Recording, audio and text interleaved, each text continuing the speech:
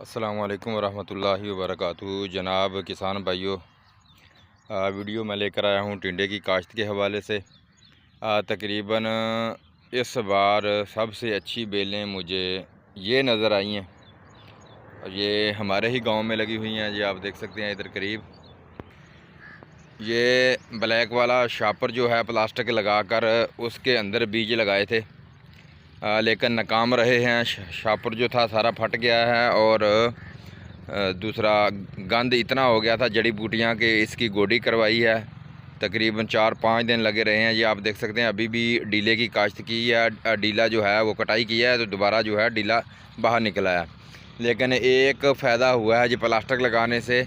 जब गर्मैश होती थी इसके दरमियान में सुराख करके जब बीज लगाया था तो यहाँ पर उसको गर्मैश मिली है फुल, और बीज जो थे थोड़े ही दिनों में बाहर आ गए हैं। आप